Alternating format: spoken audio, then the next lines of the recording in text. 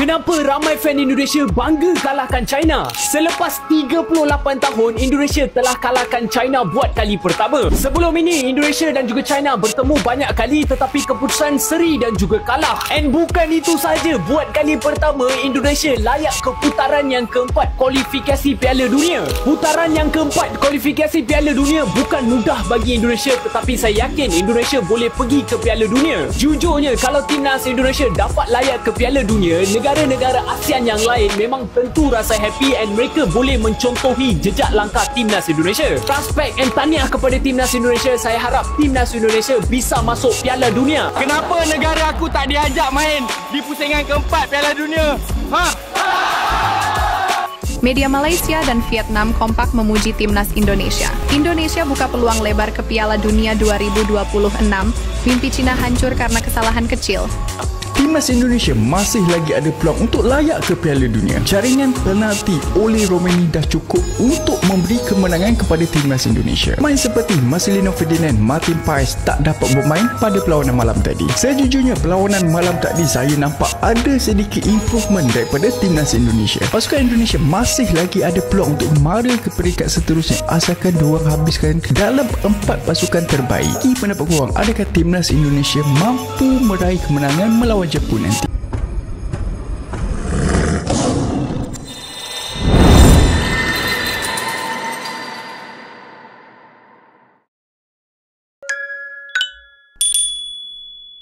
Stadion utama Gelora Bung Karno kembali menjadi saksi momen bersejarah bagi sepak bola Indonesia.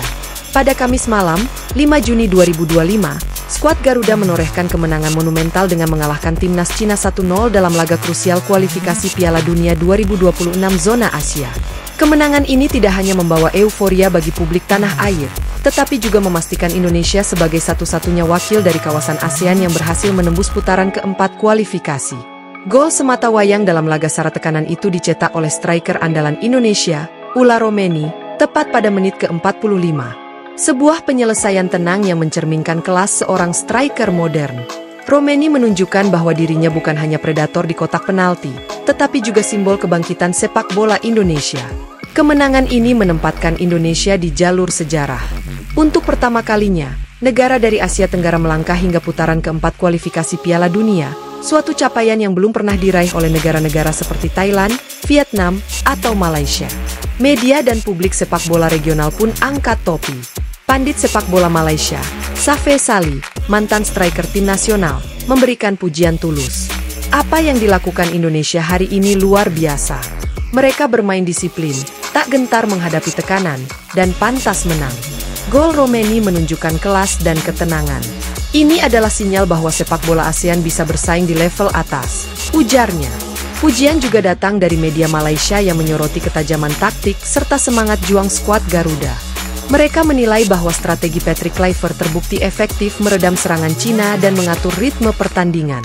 Bawah komando Patrick Kluivert, timnas Indonesia tampil luar biasa dalam fase kualifikasi.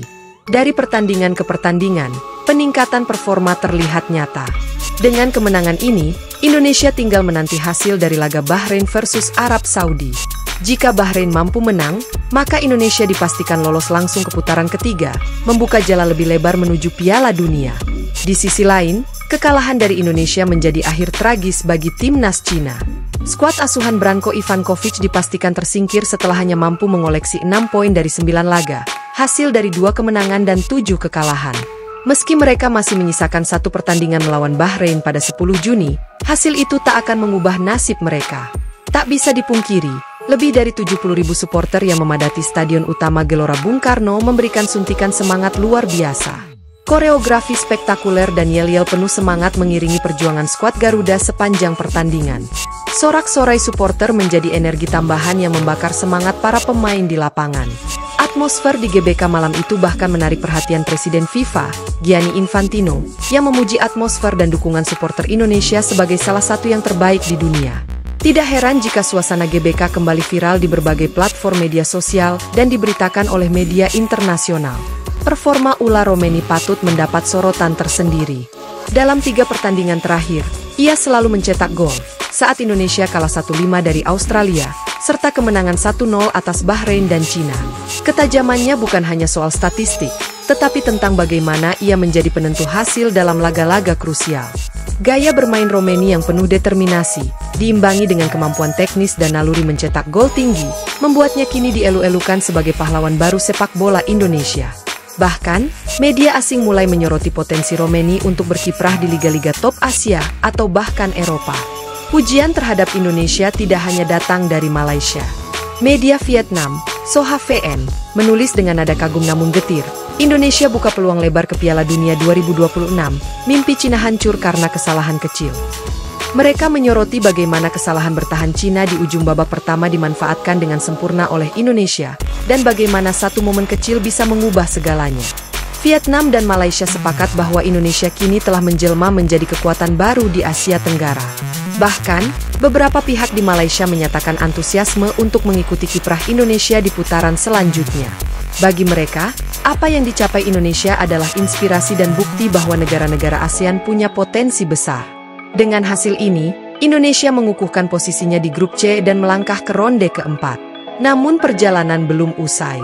Tantangan akan semakin berat karena lawan-lawan yang akan dihadapi di fase selanjutnya berasal dari kelompok elit Asia seperti Jepang, Korea Selatan, Iran, atau Australia. Namun, modal kepercayaan diri, kekompakan tim, dan dukungan luar biasa dari publik Indonesia bisa menjadi fondasi kokoh menuju mimpi besar, tampil di Piala Dunia untuk pertama kalinya. Patrick Kluivert sendiri mengakui bahwa perjalanan masih panjang. Kami belum mencapai tujuan akhir, tapi malam ini adalah pembuktian bahwa Indonesia bisa bersaing. Pemain saya menunjukkan semangat juang luar biasa. Sekarang saatnya kita tetap fokus, tetap rendah hati, dan terus bekerja keras, ungkapnya dalam konferensi pers pasca pertandingan. Kemenangan ini tidak hanya tentang skor. Ini tentang harapan, perjuangan, dan keyakinan bahwa mimpi bisa menjadi kenyataan. Supporter menangis haru, para pemain sujud syukur, dan jutaan rakyat Indonesia merayakan kemenangan yang terasa seperti lebih dari sekadar 3 poin. Timnas Indonesia kini bukan lagi penggembira di Asia. Mereka adalah penantang. Dan siapa tahu, jika semua berjalan baik, mungkin dunia akan menyambut Garuda di pentas tertinggi sepak bola, Piala Dunia 2026.